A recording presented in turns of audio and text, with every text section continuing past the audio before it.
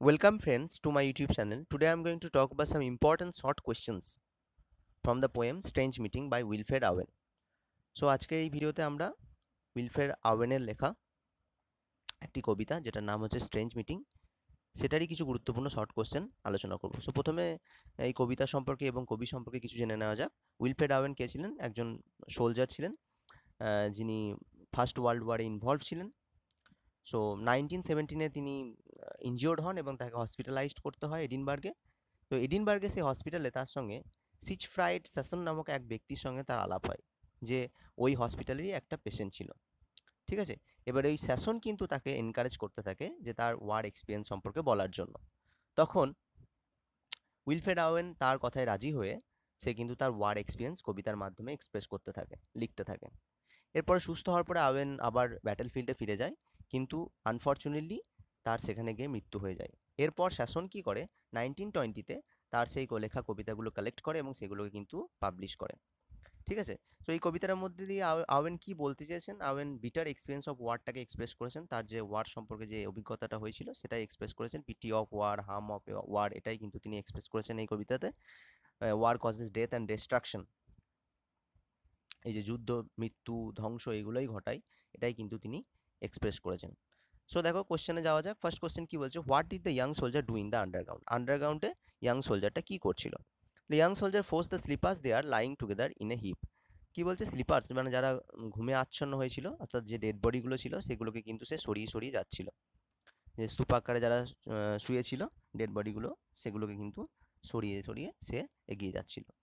What did one do? তাদের মধ্যে একজন কি করেছিল? What is meant by PTS recognition? তাহলে পিটিএস রেকগনিশন বলতে কি বোঝানো হচ্ছে, এবং তাদের মধ্যে একজন, সেই স্লিপার্সদের মধ্যে একজন কি করেছিল?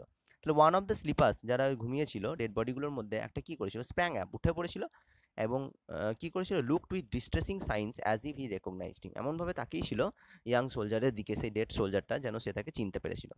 ঠিক আছে, number 3, how did the young soldier know that he stood in hell? কিভাবে সে জানতে পেরেছিল যে সে নরকে আছে? The young soldier knew from the pale smile of dead soldier that they stood in hell. তাহলে ইয়াং সোলজারটা কি দেখে জানতে পেরেছিল? তার ডেড সোলজার যার সঙ্গে তার দেখা হয়েছে, সেই সোলজারের পেল স্মাইল দেখে, অর্থাৎ বিবর্ণ যে হাসি, সেইটা দেখেই কিন্তু সে বুঝতে পেরেছিল যে তারা হেলে আছে। Which looked like sullen hell, যেটা দেখতে একদম পুরো সালেন হেলের মতো লাগছিল। Number 4, what did young soldier say to his strange friend in hell? Young soldier তার স্ট্রেঞ্জ ফ্রেন্ডকে কি বলেছিল নরকের মধ্যে?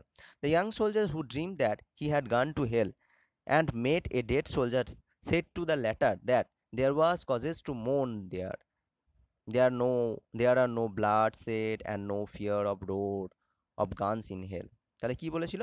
যে এখানে যে ইয়াং সোলজারটা কথা বলা আছে, সে কিন্তু স্বপ্ন দেখছিল যে সে হেলে গেছে এবং সেখানে সে ডেড বডিগুলোকে সরিয়ে সরিয়ে সামনের দিকে এগিয়ে যাচ্ছে, এবং সেখানেই তার একটা ডেড সোলজারের সঙ্গে আলাপ হয় এবং সে ডেড সোলজারকে সে কি বলে? ল্যাটার মানে পরবর্তীর জন্য, অর্থাৎ এখানে ডেড সোলজারটার কথা বলা হচ্ছে, যে সে কি বলেছিল? That there was causes to মোন দেয়ার। এখানে কিন্তু বিলাপ করার কারণ আছে, দেয়ার ওয়াজ কারণ ছিল, দেয়ার ওয়াজ কজেস টু মোন, মোন মানে কি? বিলাপ করা। There are no blood shed, সেখানে কোনো ব্লাড সেড নেই। No fear of road of guns in hell, সেখানে কোনো বন্দুকের আওয়াজ নেই, গর্জন নেই, কিচ্ছু নেই। Number 5, what is the dead soldier's complain express to his strange friend in hell? Dead সোলজারটা কি কমপ্লেন করেছিল স্ট্রেঞ্জ ফ্রেন্ডকে, ইয়াং ফ্রেন্ডকে কি কমপ্লেন করেছিল?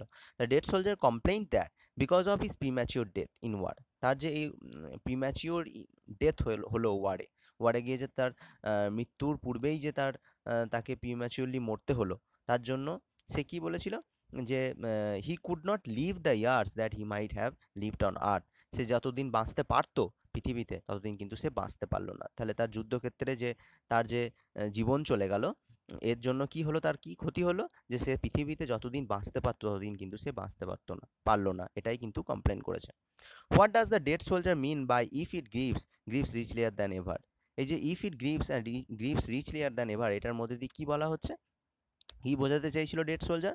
ইফ দ্য ডেড সোলজারটা এখানে এটাই বোঝাতে চেয়েছে যে if if the beauty that he pursued is the cause of sorrow, অর্থাৎ বিউটি বলতে এখানে আমরা দেখেছি কোনো ইয়াং গার্লের কোনো হেয়ার নয়, বা তার কোনো বিউটির কথা বলা হয়নি, ন্যাচারাল কোনো বিউটির কথা বলা হয়নি। এখানে বিউটি বলতে সেই ট্রুথ কথা বলা হয়েছে, সত্যের কথা বলা হয়েছে, যেটা কিন্তু এই ডেড সোলজারটা এক্সপ্রেস করতে চেয়েছিল, যে war causes only death and distraction.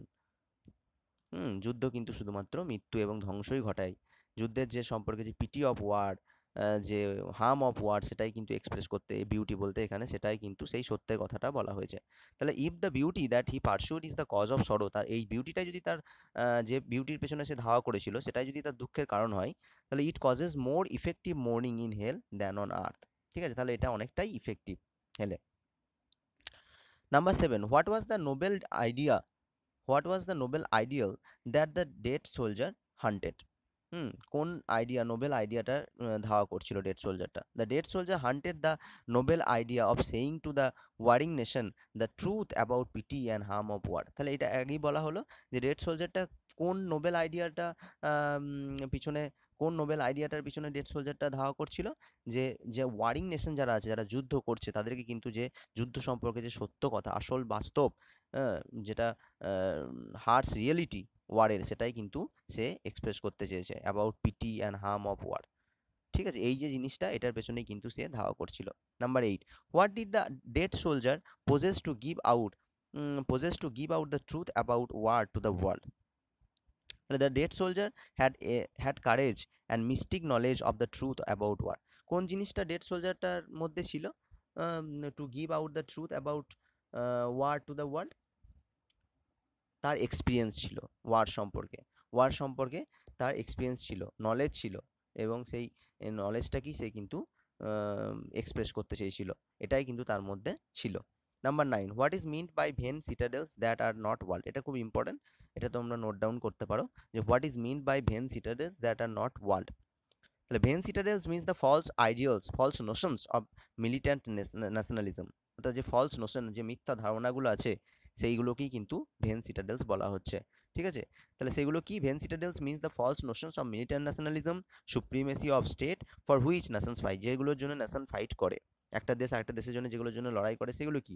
Militant, সেগুলো হচ্ছে তোমার মিলিট্যান্ট ন্যাশনালিজম, তারপরে সুপ্রিমেসি অফ স্টেট, এইগুলোর জন্যই লড়াই করে, এক নিজেদের সুপ্রিমেসিটাকে এস্টাবলিশ করার জন্যই একটা দেশ আর একটা দেশের সঙ্গে লড়াই করে। তো এগুলোকেই কিন্তু ভেন সিটাডেলস বলা হচ্ছে। This ideals are not protected by security and progress. এগুলোর এই যে ভেন সিটাডেলসগুলো, এগুলো কিন্তু সিকিউরিটি বা প্রোগ্রেস দ্বারা কিন্তু প্রোটেক্টেড নয়, তার জন্যই কিন্তু ভেন সিটাডেলস বলা হচ্ছে। ঠিক আছে, তাহলে দেখো নাম্বার 10টা কি বলছে? What is meant by cess of war? Cess মানে আমরা জানি ট্যাক্স, তাহলে এখানে সেস অফ ওয়ার বলতে কি বলা বলা হচ্ছে? যে যে যুদ্ধের কারণে যে ক্ষয়ক্ষতিটা হয়, সেটাকেই কিন্তু যুদ্ধের ট্যাক্স বলা হচ্ছে, সেস অফ ওয়ার।